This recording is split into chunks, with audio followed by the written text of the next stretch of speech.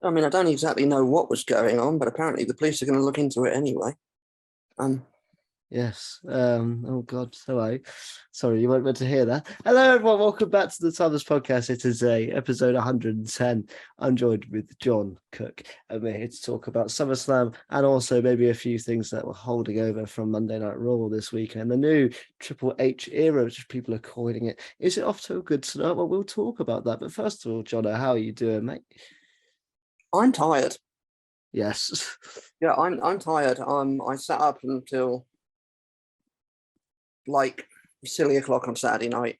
Drifted off at a couple of points, so caught up on stuff again on Sunday. I sat up until like 2 o'clock last night watching Raw, and then I was awake at 5:30 this morning because the temperature over here is still very up and down, and yeah.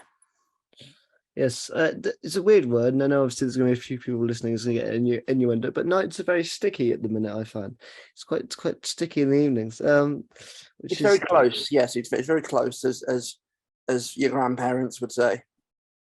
Well, yes. not just your grandparents in general would use that phrase. I have absolutely no idea. It's muggy.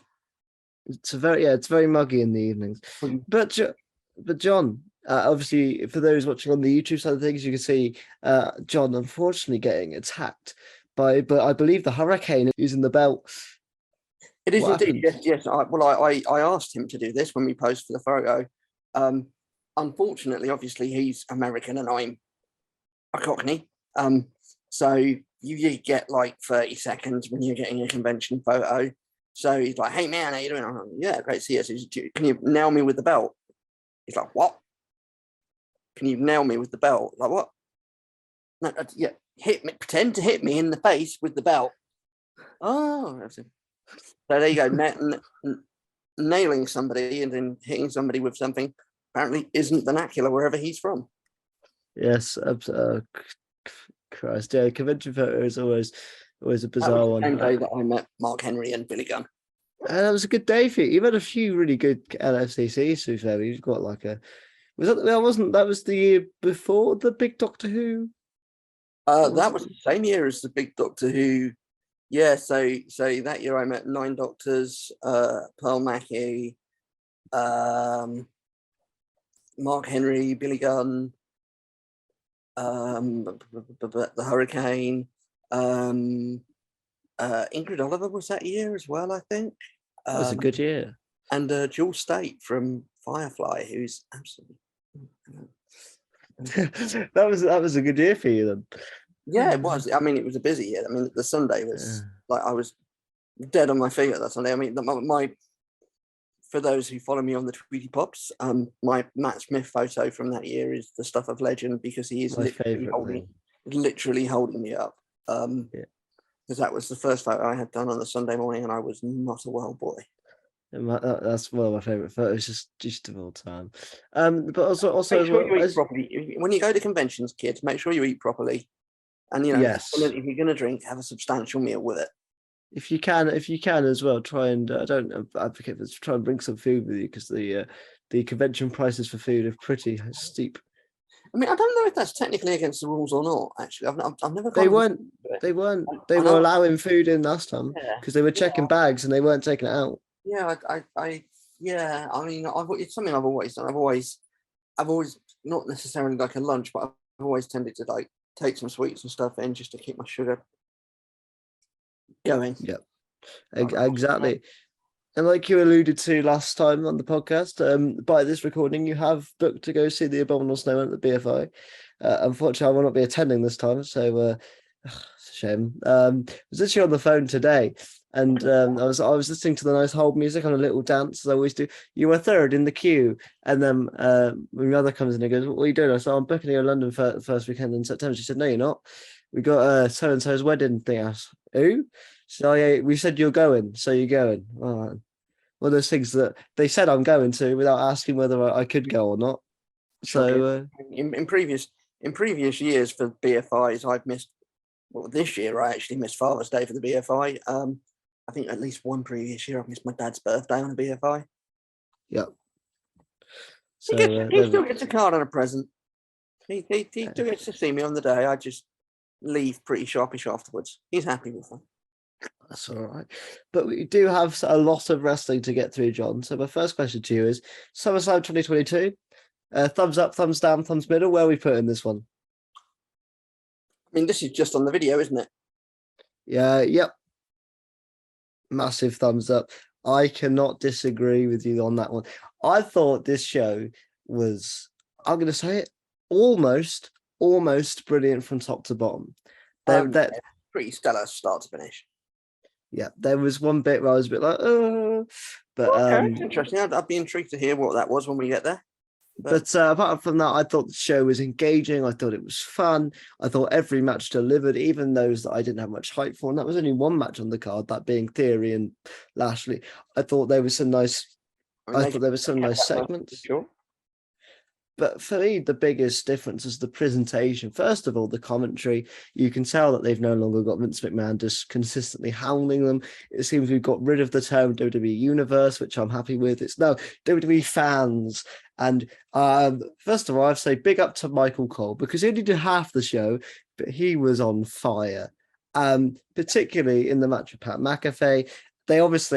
There was a brilliant line, which is a bit of shade thrown at Vince McMahon, which was when Corey says, I preferred it when you couldn't have an opinion. And Michael goes, well, that's changed now. A lot has changed. You could just tell, I don't know who's with the headset in Gorilla, whether it is Triple H, whether it's somebody else. They're not telling them what to say.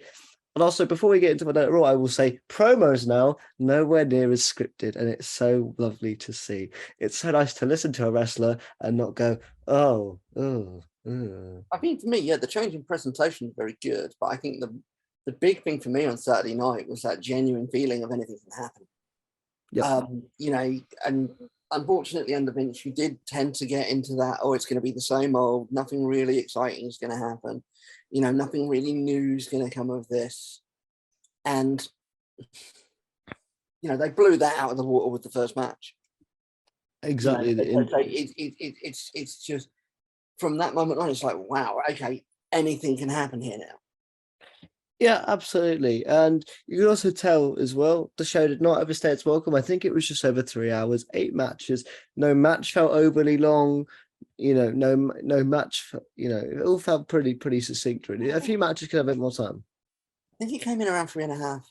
It came in about 3.5, which, for 8 match, your second biggest pay-per-view of the year, you'll take that. Yep. And it was pretty slick, although it was 3.5 hours, that they weren't killing time at any point. It wasn't dragging its heels anywhere. There weren't any kind of pointless backstage promos or anything like that. It was pretty much pure action and developing storylines all the way through. Few too many adverts and few too many, this is what's happened in this feud for the last month, but you're always going to get that on a pay-per-view because they need to prepare, obviously, for the next match when they finish the last one. It's also as well, it's a shame for us on the network because we get these sort of strange hype packages, but that is because of Peacock and the lower tier Peacock subscribers, because they actually get NPC ads or something like that. So we just, in the UK and the rest of the world, I assume we just get random hype packages for certain wrestlers, which aren't the worst thing in the world to watch. It just sort of feels a bit random, and just seeing a random I don't mind them advertising like the legacy stuff and stuff like that. There's a wrestler that I want to see a documentary on, and it's telling me that's coming up. Then great. Yeah. The only time I laugh is when there's a random like Kevin Owens hype package on a show that he's not on, and I was like, I love Kevin Owens, but it's a bit weird. Soon, I would have thought. Yeah, exactly. Right, let's get into it though, John. We start off the night with the match for the Raw Women's Championship. Bianca Belair defending against big time Becky Lynch. In what I'd say is a stellar match. So many good moments here. You have the sort of you have obviously a KOD on the outside. You have the sort of famous on the barricade. You have the Beth Phoenix's finisher at one point, which actually separated Becky Lynch's shoulder. Bianca delivering that to Becky, separating her shoulder, which we didn't really know at the time. We could see there was an injury, but we didn't know if it was selling or not. We also had some really good moments. We had a nice sunset flip into the KOD for Bianca, a 1-2-3. And yeah, Bianca wins, but that's not where this ends. Obviously, a shine of respect from Becky Lynch as she walks out the ring. They shake hands, and it's not where it ends there, because we hear some music that we've not heard in a while. I'm going to be honest, because it's been so long, I forgot who this music was. So when they were going, oh my God, I was like, who is this? It's Bailey. Bailey's back. You even texted me to say I don't recognize your music. Oh God. In my head, I'm using it still. There ain't no stopping us now, but it's not. Yeah, Bailey's back, but she's not on her own. She's back with the returning Dakota Kai, who I also forgot was released because of how many people were released. So I was like, is this an NXT call up? Is this a return? No, it's a return. It's a return, along with Io Shirai, who is now called Io Sky, in a name change that doesn't bother me at all, because it's virtually no different. But hey, and it seems they're a new faction. They storm the ring towards Bianca, and then Becky Lynch returns, and then the heels run away all scared. But that's the last we've seen them over the weekend. You can be sure of that. But John, what an opening segment to SummerSlam, and match as well, just brilliant. I mean, match of the night. Not just in my opinion, it just is match of the night.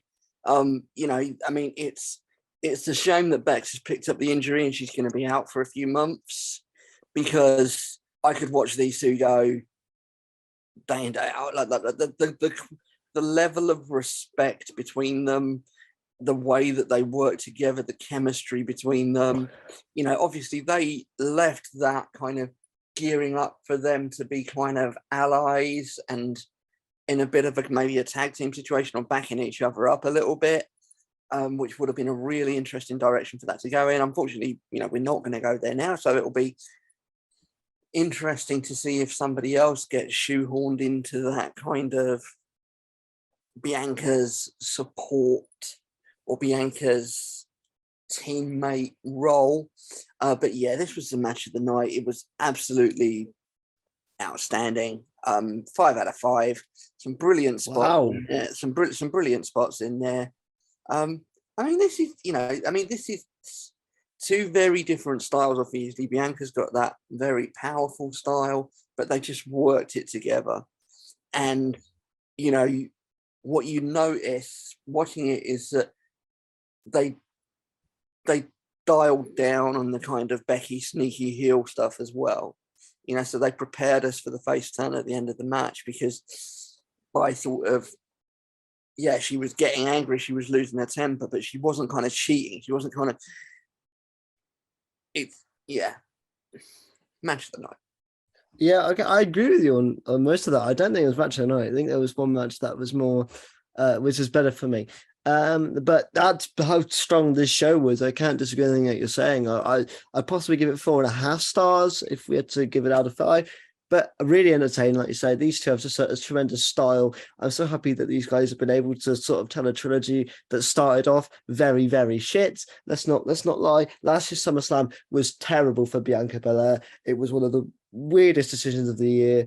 And then at WrestleMania, they had the match of the weekend, in my opinion. And then we go here and they almost steal the show again. It's tremendous. And the fact we got a new faction as well, bringing up Dakota Kai and Io Shirai immediately makes the Raw Women's division just so much more impactful, as well as the return of Bailey. It just makes the division feel potentially, so much better. And with potentially 2 other people coming back soon as well, who knows what could be happening over on Monday Night Raw. Yeah, it's good. It's good for the Raw Women's picture. It's good for the SmackDown Women's picture as well, because, well, we'll get onto that. But absolutely. Next up, though, we have Logan Paul taking on The Miz with Tommaso Ciampa and Maurice in his corner in the surprising match of the night. Now, for me, this was cracking. This was cracking. Yes, absolutely. I like I said in the predictions, I don't hate Logan Paul anymore. I understand why people do, but I think certainly if he is working towards being a better person. And I'm going to be honest, John, I think he's found his calling here. And to be honest, I think he has as well, because he upped his deal from a 1-year deal to now a multi-year deal. It's just off the back of this match alone. He didn't look like a guy who's wrestled 2 matches. This did not look like his second match. They've clearly done a lot of work with him. He's clearly worked very, very hard. Some of the moves he was pulling out were not Mental. what you would, were stuff that you wouldn't expect from a rookie sort of 2 or 3 months in, let alone somebody that's wrestled one match before. Absolutely. I mean, some of the highlights that you're saying, John, here, we got a blockbuster, we got a moonsault off the apron, we got that beautiful frog splash into the announce table. And obviously it ends with Miz trying to use that necklace to attack Logan Paul. Logan Paul pushes it out the way, almost into Maurice. Maurice drops down on the apron beforehand, allowing Logan Paul to hit the skull-crushing finale. 1, 2, 3. As always, that we did a bit of a Tommaso Ciampa AJ Styles thing in the middle of the match. Which was cool. And they did add in a bit of comment. Oh, Logan even pulled out a phenomenal forearm. Yeah, they added into the commentary as well in the storyline of the storyline of the match that AJ in the past week or 2 have been training Logan Paul after the betrayal, which is a nice little thing because you don't need to show that, but just the commentators again able to knead the storyline a little bit and just help out, making Logan feel a bit more legitimate. Now getting tutelage from someone the crowd likes and not someone like The Miz just makes Logan that even a bit more likable. Yeah, and somebody who is a veteran and a Stone Cold legend. Absolutely. So yeah, Logan Paul picks up the W here, and I think he's turned the crowd because he came out with them booing, and he certainly left with them cheering. I mean, if you want to turn a crowd around and get a crowd on your side, you go into a match against The Miz, because The Miz is absolutely brilliant at getting a crowd against him. It's either The Miz or Corbin, one of those two, and you'll get the crowd on your side because they just love to watch The Miz and Corbin lose. Absolutely. The one other point I'd make about this is that I want Maurice to accompany Miz to more matches. We all love Maurice, especially in this recent feud as well, where she's had to sort of be the defensive wife about the size of his testicles. It's been sort of fun. Came out like swinging. I don't know if you noticed it when they came out to the ring. Yeah. Came out like swinging a pair of balls, and I was half expecting now Logan with them at one point. Yeah, exactly. It was really, really good stuff here, and I'm excited to see where Logan Paul shows up next. He teased in his video that he'll be performing all over the world, so perhaps it could be a clash at the castle. But who knows? He's not. It wouldn't be surprising. He definitely it's sold out already, but it wouldn't be surprising. Oh, you could get like Logan Paul against a British internet star. Logan Paul versus Alex Kingdom. With John Cook in my corner. Oh no, I'm at the BFI that day. Oh nice. Oh, who can I tag in? On your own. Everyone's busy. Oh shit. Yeah, I mean, you get out of your family arrangement to be able to do that. You'd be like, sorry, I can't go to this wedding thing. I've got to go and face Logan Paul. I'm gonna go to the Municipality Stadium. So I'll get Pat McAfee in my corner. That's all right. But next up, though, speaking of who we like to get beat up, it's time for the United States Championship match. Bobby Lashley taking on A-Town Down Theory for the US Championship. Really, guys, bit of storytelling here again. I just love this show because the match starts off with Theory hitting Bobby Lashley with the briefcase, at least for a good 20 seconds or so. Immediately puts doubt in our minds. But Bobby Lashley makes quick work of Theory. People saying that Theory tack out to the Hurt Lock Berries Theory. I think it makes him look smart because clearly he's thinking about later on tonight, tapping out quickly when he knows he can't get out of the move. So to secure himself opportunity. Bobby Lashley retains, like we said in our predictions, John. No doubt about this. This was probably the most easy thing to predict on the night. Yeah, I like what they've done with this. I like the way that over the last couple of months they've legitimised the US title, actually. And then, we'll come on to that when we talk about Raw as well. They've given it a legitimacy, and even when Theory was champ, it had a sort of this is important and people want to win this. You've got a guy who's a former 2-3-time world champion, currently US champ, and he wants the belt. And, that can only be good for that belt. It can only be good for the company. Yeah, I have to agree. And like you say, we'll find out more about the US Championship and the presentation of that on Monday Night Raw. But this is really good. I like Bobby Lashley as US champ. His entrance was sick. And I just thought it was really good. Now, I'm going to include this here because I can't remember when it was on the show, but at one point Drew McIntyre came out to sort of give a little tease to the crowd about Clash at the Castle and have a bit of a laugh. My favorite part of the promo was when he said, tonight you see Roman Reigns, this is Brock Lesnar for the first time in Nashville. in a last man standing match, which was really cool. He also, I always love it when the wrestlers do this. He made sure that he made one of the fans' night by going up to this kid in the crowd and saying, "What's your name?" and getting the crowd to chant his name and stuff. Really cool stuff. And Drew McIntyre looked like $100. I am so excited for Clash at the Castle whenever I get to see it, because we're busy on the day as well, even though I won't be at the BFI. I'll be watching it on the Sunday. Yeah, exactly. So yeah, it's gonna be. I'm excited for it. I just think the outcome's inevitable at the moment, which is a shame. I think I'm leaning towards a Drew victory, which is where I'm headed on this one. I know, right? Weird. I think where we're leaning is The Rock versus. I'll use it. I think we're leaning towards The Rock versus Roman. I don't think that'll be for a belt. Personally, I don't think it needs one. Interesting. But we'll go on then to our next match, which is in the easiest thing to call on the night in terms of surprises. The Mysterios, Rey and Dominic taking on the Judgment Day, Finn Balor and Damian Priest in a weird no disqualification tag team match with tags. Normally, why are there tags if it's no DQ? Surely it should be Tornado, but anyway, it's neither here nor there. It's a fun match. It's 4 very good, capable wrestlers in a wrestling ring with weapons. It's really fun. One of my favorite moves of the match was Rey Mysterio doing a I don't know what they call it, the baseball slide out the ring, but kind of leaning on a chair. So as he drives out, he lands on Finn Balor. Finn Balor just being a great heel and shouting orders at Rhea Ripley and Damian Priest. You can tell he's definitely asserted himself, even though they said there is no leader of Judgment Day. You can tell there's a leader of Judgment Day. Just really good stuff. But obviously it does end with Edge coming to help Rey and Dominic for the win. Spear, 1, 2, 3. Mysterio's take the W. Fun match, but nothing to write home about. Yeah, I mean, they weren't even teasing this beforehand. They practically flat out told us with some of the promo pictures that they were sending out on the night that Edge was coming back. And yeah, I mean, there's absolutely no surprise. I mean, it did exactly what everybody expected it to. It did exactly what we wanted to. I do expect to see Judgment Day strengthened over the coming weeks. I don't disagree. You can speculate over how that's going to happen, whether it is going to be Dominic or whether somebody else is going to come in. But now that Rey's effectively got Edge as an ally, you could see Dominic switch sides. Yeah, I agree. I think we can even get into that more when we talk about Monday Night Raw as well, because I think that could be potentially where we're leading. I mean, I still think it would be far more interesting if they flip Rey, but they'll never do it. They'd never do that. That would just be that would be silly, really, when next to the kids, and it would.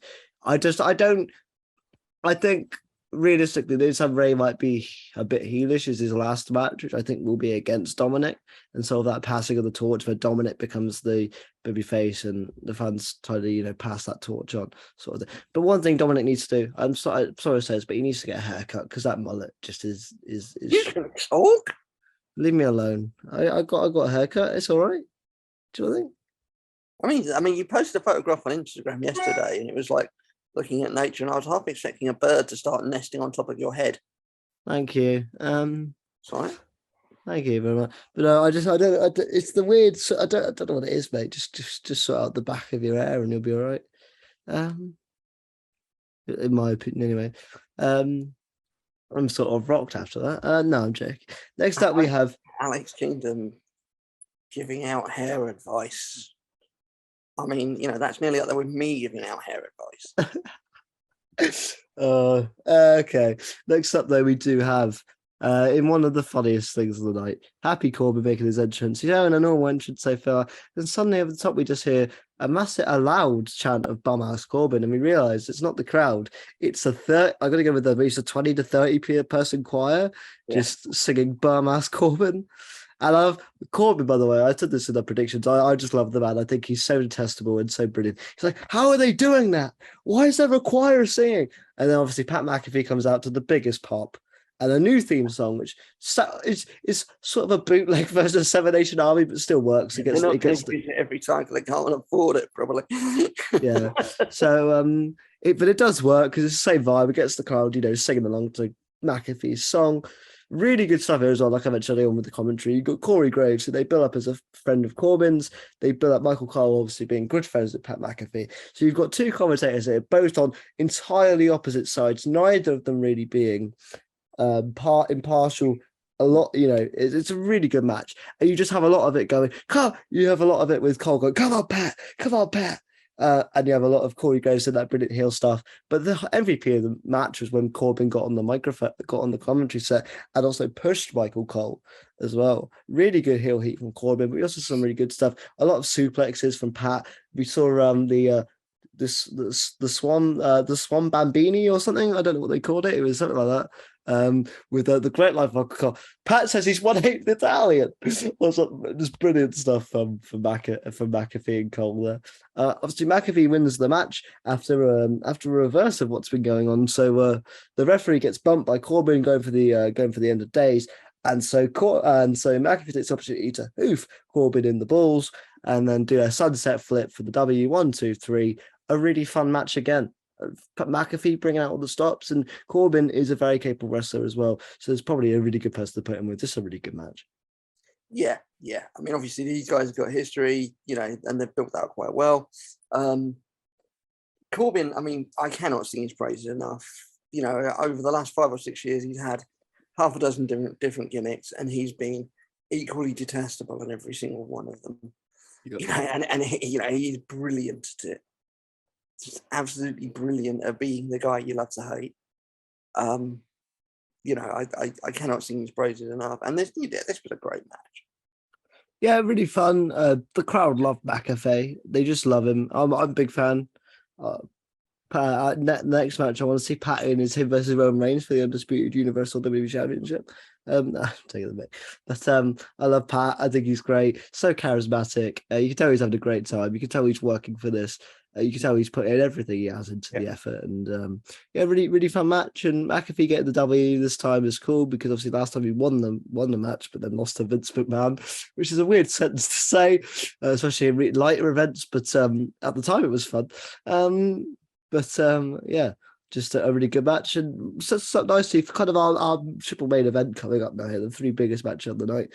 And we start off with Usos defending against the Street Profits with Jeff Jarrett as special guest referee. This one was great, really good.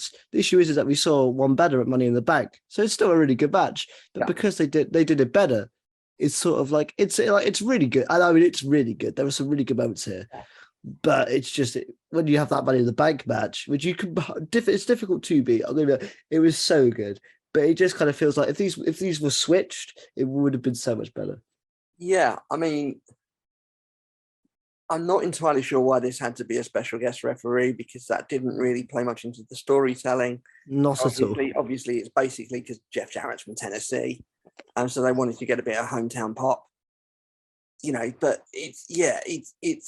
it was a solid match. It was a solid match, but as you say, when these two had given you a 5-star classic 4 weeks ago, nothing's gonna top that. And so I think of the 3 main events, I think this was well placed as being the first of those 3, if you like, because it's the one where, you kind of know what the outcome's going to be. You kind of know the Usos are going to come out of it with the belts. They're going to be probably splitting the profits at some point, and you're going to have a couple of very good solo careers coming up. Absolutely. I agree with on the Jeff Jarrett thing. It felt weird because normally the good thing with the special guest for rematches, something's going to happen whether they get taken out or they screw over one team or they're leaning towards one team. But Jeff Jarrett literally may as well have not have been there. Yeah, just he also just didn't seem bothered. Like he didn't have much of a cool entrance. He just kind of went into the ring. Did that. He had his music and he had the crowd going for him, but he just called it straight down the line. And it's like, especially given what happened on SmackDown on Friday night. Did he even bump? You would have expected him to sort of come out and be a little bit partial, shall we say? But yeah, did he even bump at all, or he didn't take a reference? Not during SummerSlam. No, he did on the Friday night, but not during SummerSlam. Which is weird. Like normally we would have thought they could have been like a drum match man, but no. Really good match though. Solid. It's like you're not going to get a bad match in these two. It's sort of like a New Day Usos thing. You're just not going to get a bad match. It was just a bit odd.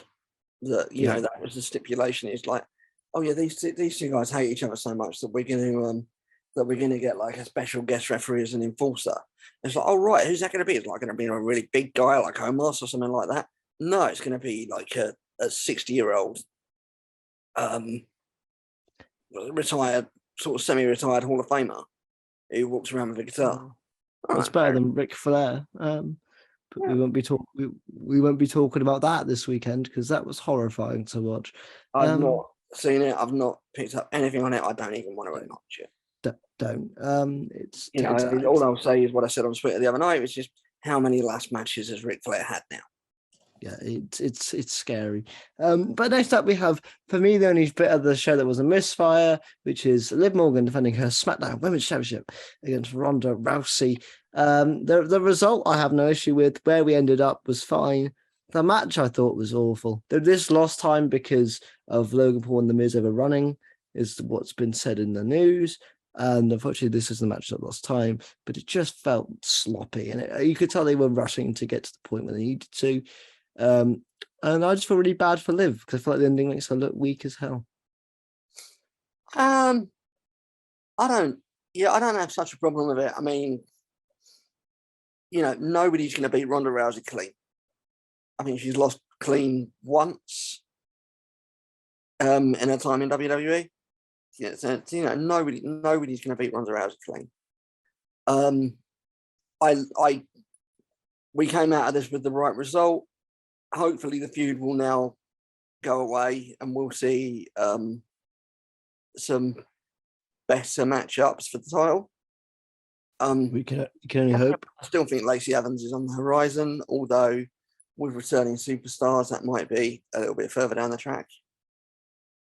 Yeah, I don't know. This one just felt a bit flat for me. I kind of went, I'm obviously happy that Liv Morgan retained. I thought that Ronda Rousey turned heel afterwards because, like we said in our predictions video, there's no point of her being a face because nobody likes her. No.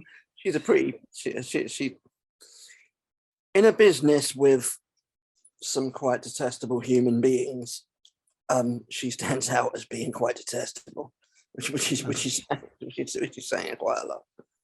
Absolutely. Next up, though, we do have the main event of the evening. One last time, Roman Reigns versus Brock Lesnar in our last man standing match. This, for me, match of the night. Was it the wrestling match of the night? No. Was it the most entertaining of the match of the night? Absolutely. And I was scared. Like we said, we've seen this before, but it's not always been great. How is this going to go? As soon as I saw Brock Lesnar rather attracted to the ring, I was like, okay, here we go. And then I was thinking, okay, this is fine. Then Brock Lesnar starts talking for himself over my room. I'm like, okay, it's fine. And I see Brock Lesnar jump off said tractor onto Roman Reigns.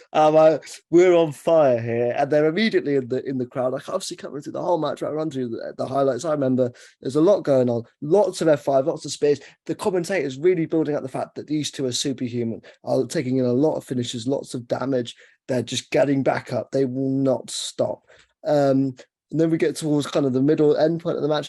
We get the Usos coming out attacking Brock Lesnar. Brock Lesnar gets back up. Heyman gets in his face and goes, I gave you everything. Heyman takes a bump through the announce table, which is very rare. We rarely see Heyman take bumps, but Heyman takes a bump. Then Brock gets taken out again. Then we hear A-Town down. Here comes Austin Theory. Austin Theory gets taken out. And then our ending is Roman Reigns hitting Lesnar with the briefcase. Brock gets back up. Roman hits him with the spear. Brock gets back up. He hits him with the WWE title. Brock gets back up. And this is what Michael Cole was saying. Ref, for God's sake, count faster. Really good stuff again from Michael Cole. And we end with Roman Reigns and the Bloodline dogpiling a bunch of debris on top of Brock Lesnar. And still, your WWE Universal Champion is Roman Reigns. What a match. Lots of fun. I forgot to mention the fact that you've literally missed out the two best bits of the match, which is Roman going into the scoop of the tractor, because if somebody comes out in a tractor, they're going in the scoop, and then Brock literally destroying the fucking ring with a tractor with Roman in it. How did I forget that? I didn't forget it. I just wanted to mention it. People complain and people say, oh, why are we seeing this again? And why is it always Brock and Roman getting pushed, etc.? this is why you see it again. This is why it's always Brock and Roman getting pushed, because they can do something like this. For me, I still think Becky and Bianca edged it, because I think technically, obviously, there was more going on there. It was more of a pure wrestling match. But this was still very, very exciting.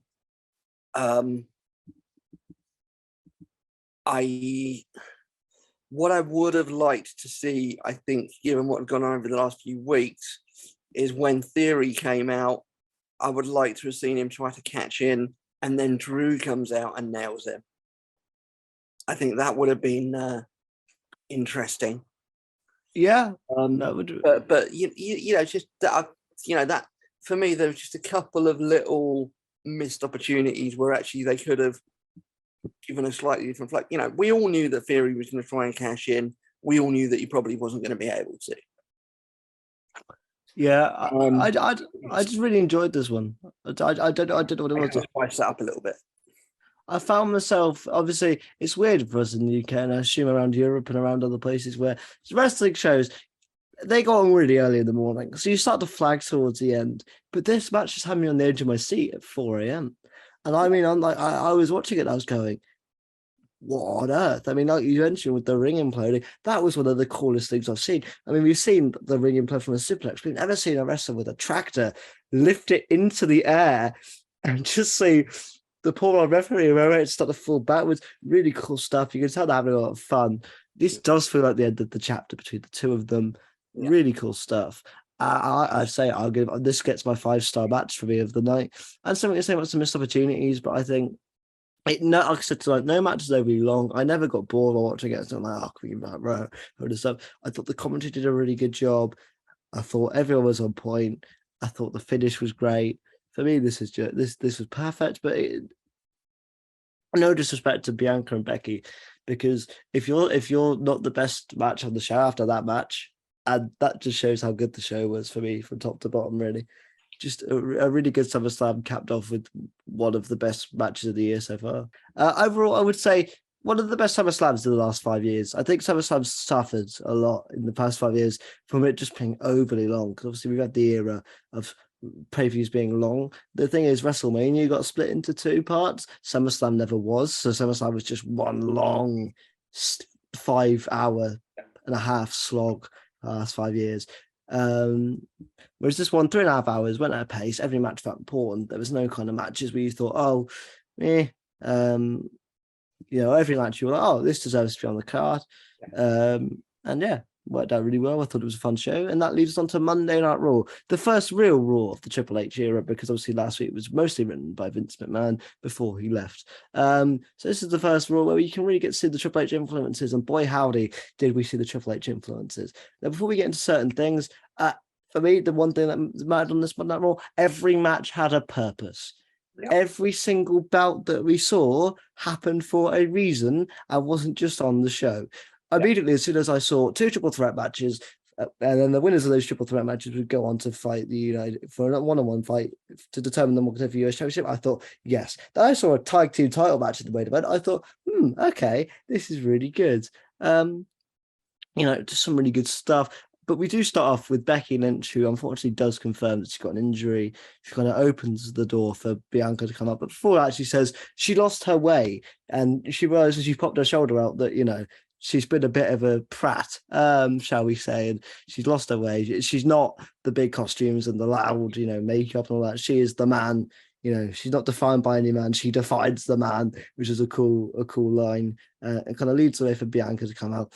Bianca does a regular, bigging up Becky promo, and then we cut to the back, and our new group of women, which haven't got a name yet. I wonder if they do. Bailey, Io Sky, and Dakota Kai are attacking Becky backstage, obviously writing her off screen, perhaps a bit longer than it would have necessarily been. So when Becky returns a bit earlier than the months they're saying, it could be like, oh my God, Becky came back a few months, probably at the Rumble. Wouldn't complain. I mean, would be the obvious conclusion that, if she's due back at Christmas time, they'll hold her off for the Rumble. Yeah, absolutely. Really good stuff already there from Bailey, Io, and Dakota to get one of the biggest names on the roster. Obviously, she was already injured, but in storyline, write her off for longer because of your attack, immediately taking out one of the big hitters on the brand. Really cool. And that's not the last that we've seen of them. But Yeah, really good stuff. And then surprisingly, the Usos come out and they're like, "What's up, girls?" And I'm thinking, "You guys are married, pipe down, calm down, lads." It was a very weird segment, to be honest. Not fucking drugged up again, are they? But they were. It was almost like they were checking out. That I was like, why are we doing this anyway? They have a nice interview segment where they're like, "Yeah, we've beaten every tag team. You know, we're going to beat the Mysterious tonight." Does that happen? Find out later on. But then next up, let's talk about the two triple threat matches because you didn't go through Raw through order. I think we talked about the two triple threat matches. Our first one was AJ Styles, Mustafa Ali, and The Miz in the match of the night for me. This was a tremendous triple threat match. I mean, it was a great match with one of the best finishes that I have seen in a long time in terms of technical ability, athleticism, and innovation. You know, I mean, moonsault caught into a Styles clash. Fucking hell. Yeah, like you say, really good stuff. I mean, that's going to be on highlight packages for decades. Absolutely. Just quality stuff from AJ Styles and all that. Also say as well, I don't know if it was in the UK because but it was ad free the first hour in the US, so there was a lot of matches that were uninterrupted. We go to the second triple threat, which I think was like an hour later, which was Chad Gable, Mr. Shoosh himself, Dolph Ziggler, and that's Ciampa. In a very good match. The issue is you just didn't. It couldn't live up to that first one. But it was very good. I mean, also after Styles has won the first one, it's pretty clear who's going to be winning this one. Yeah, it wasn't. All we knew was the seed for it at SummerSlam. So yeah, all we knew is that it wasn't going to be Tommaso. I thought Chad Gable might be able to sneak a small victory, but that's just because I'm also a Chad Gable fan and I would love to have seen it. But I just love that man so much. I love him tremendously. I just think he's of a certain quality. But yeah, really good stuff. Really good stuff. Obviously, Ciampa picking up the W, going on to face AJ Styles later on the night. But now we'll go to another segment. Seth Rollins comes out and he's eyeing up Roman Reigns. Interesting. And then the Street Profits come out and they're saying, "Okay, we can't both take you on, but one of us will. And we're going to do this only fair way." Well, the game of rock, paper, scissors. And this is my favorite bit. They're like, "Let's get the referee out here." Love that. It was so good. Because they're going to actually get a ref to do rock, paper, scissors. This is awesome. But really good stuff. Then it turns out during the business game, Montez Force rushes the ref down to the ring. It's been Montez versus Seth Rollins in a really good showcase match for Montez Ford, but Seth Rollins does pick up that W. And again, another solid match. This was really fun. Really proved some really good stuff for Montez, and kind of just sowed the seed to that Street Profits breakup. Yeah. You know, just I really want that Seth Rollins Roman feud. By the way, I hope that does happen whilst he's got the belt. So really, because that would be a great match. Because when we had it, was it the Rumble and Seth came out in the Shield gear? That was sick. Yeah. But yeah, just really good stuff. Apart from that, we had Alexa Bliss versus Asuka on the show, which was interrupted again by Bailey, Dakota Kai, and Io Sky. They're beating up Asuka and Alexa Bliss before they can even really get going. And then Bianca comes out and says, "I want to face you, one of you tonight." Turns out that's going to be Io Sky in what's an exciting match to come later on. When that match does happen, unfortunately, in traditional Raw fashion, it does break down with that, Bailey's little group there getting involved in the match, which brings Alexa and Asuka down, and they all kind of brawl, which I think will lead to a 6-man tag next week. We all love a good 6-man or 6-woman tag team. I was going to say, yes, let's get some trios titles in WWE. That would be interesting. Maybe get to the SmackDown. They might get the women's tag team championships back because where are they? Reintroduce the Freebird rule and have the women's tag champs but with a free bird rule, so you can have a team of 3 holding it. Yeah. I think that would genuinely be really good. Sort of I think the last people to do it was Undisputed Era, if I'm not mistaken. They were able to use it once one of them was injured. I mean, one of the things I have seen teased, I saw teased last night, which we could see coming up, is there's apparently talk of them reforming the Hurt business as well, which can only be a good thing. Well, yeah, especially because I don't know. I feel bad for Omos because Vince's no longer around. I don't know how much use Omos will get, unfortunately. Because I do like Omos. Apparently, he's very lovely. And he seems lovely in interviews, but he's a good bit of muscle. He's a good Yeah, I mean, I'll say this for him. He's done more than I expected he would when he first joined, because he looked like a guy that would not be able to get back up once he hit the deck. Yeah.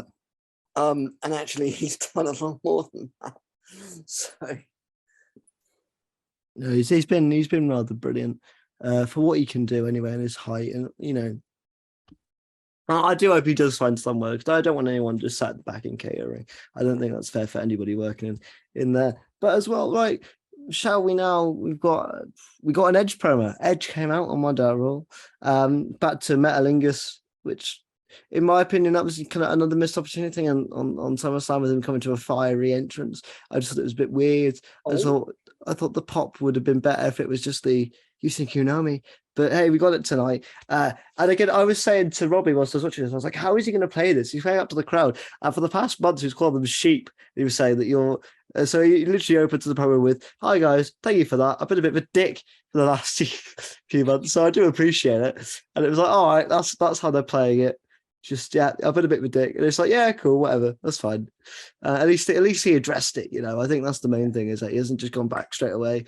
And he essentially says he's going to kill what he started. He's going to kill the Judgment Day. And that may come back later on in the show, for sure. Let's talk about that first. That's that title match, the tag team titles.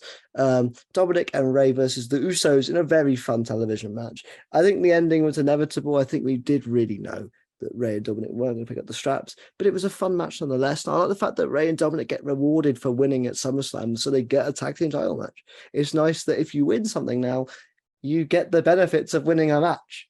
It's nice. Yeah, a cool idea. It's like the thing when AEW launched about 3 years ago. There's like winning is going to matter, as it should. Yeah, absolutely. Really fun match here, though. Unfortunately, again, not the match of the night. But for me, it was between a triple threat or the other match, which we'll talk about in a second. But this match, again, does end with it breaking down with the Judgment Day coming out after the W for the Usos and attacking Ray and Dominic, which leads to "you think you know me," and Edge comes out again, spears the Judgment Day, sends them home for the cheap up for the crowd. But let's cut back to AJ Styles versus Tommaso Ciampa in a match that was just fantastic. Again, it's AJ Styles versus Tommaso Ciampa. Why wouldn't it be? But it's just really good. Really good stuff here. Tommaso Ciampa gets the W after shenanigans from The Miz after a really good match, but some really good stuff here. And you can immediately tell already, we said this before, Tommaso Ciampa's going places. How long will he be with The Miz?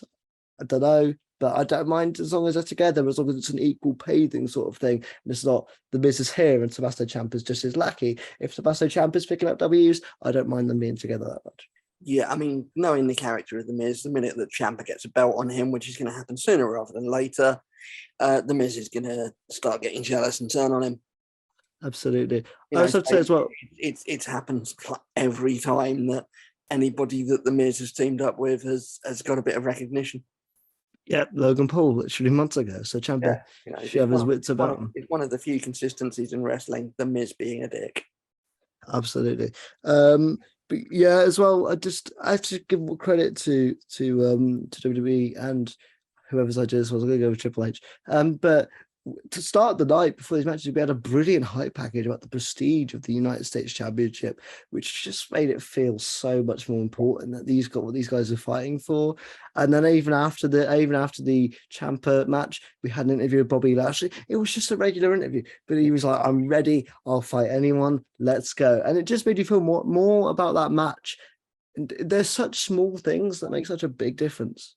When you've got a part-time world champ, what you do with your secondary belts is incredibly important. And Triple H understands that. Triple H is a former Intercontinental Champion. He understands the prestige behind a belt like that. So actually bigging those belts up at the moment is a really important thing. Absolutely. And that leaves WWE, for me, mate, in a really good place. Raw was really fun. I said Raw wasn't obviously the best show, but it's good enough for me to want to watch every week. If Raw's that quality, I'll definitely check it out. I'm definitely going to be watching it with a keen eye now. I'm not just going, oh, look at the YouTube highlights and pick and swap. If that's the consistency of Monday Night Raw, I will watch all 3 hours. I don't know if I'll watch it all in one go, but I'll definitely try and catch it. Yeah, definitely. I'm looking forward to SmackDown this Friday. Obviously, they're piping up Drew McIntyre, having a big impact on that show. So I don't know who he might be facing or whatever in his lead up to Clash at the Castle, which is really good stuff. But yes, thank you guys also very much for watching us doing this wrestling coverage of the past weeks. Next week, you guys have been asking for it. James Bond should be back because I think we're on episode 110 and we haven't reviewed Bond since 102. I think it might have been 101. I can't remember. It was one of them. It's been a while. So we'll be back with Bond and Adam and Moon, hopefully, for a Bond review. But yes, John, thank you so much for joining me the past 5 days. It's From Russia with Love, isn't it? Yes, it is indeed. Okay. Cool. If that's the second one, then it is cool. Yes, but John, thank you for joining me on this wonderful. It's been really nice. It's been entirely positive about wrestling. It's been nice for 2 shows to go. Yeah, there wasn't really anything wrong for 2 3-hour shows. Just nice to go. Yeah, it was good. Yeah, it's lovely. It feels really nice to be that positive about it. I look forward to being able to be that positive about it for a while. Me too, absolutely. And I don't think those surprises are going to stop coming. I think we could be seeing a few more surprises. Obviously we go, I say in the news, it seems that they have reached out to Naomi and Sasha Banks. Seems there are positive discussions going on. So fingers crossed that can get done, because I think that would be a massive loss for WWE if they let those 2 talented wrestlers slip through. Yeah. Absolutely. But thank you guys so much for watching. Remember to like, comment, and subscribe if you're watching on YouTube, and ring the bell because it's always fun. If you're listening on Spotify or iTunes or Google or even Stitcher, then to give a follow or whatever it's called on there. What about Stitcher? Exactly. I don't know. I just make I just make a thing and it sends out to all the podcasting networks. So if you're listening on Stitcher, hello, hope you're enjoying it. Send us a tweet. Let us know what Stitcher is. I think it's just a podcasting feed, but you can follow John at John_Cook. You can follow me on Twitter, @AlexKing_Dom. You follow the podcast, What Times Pod. Next week we will be asking for your opinions on is it From Russia with Love? Is that what it's called? Yes, so we'll be asking for your opinions about that. John will also probably send a tweet out as well. We'll quote tweet it so more people can see it as well. So go follow us on Twitter and social so you guys can impact the show if you want to. And yeah, see you guys next week. Take care. Bye-bye. Good night. God bless. Don't have nightmares. Do sleep well. That killed him!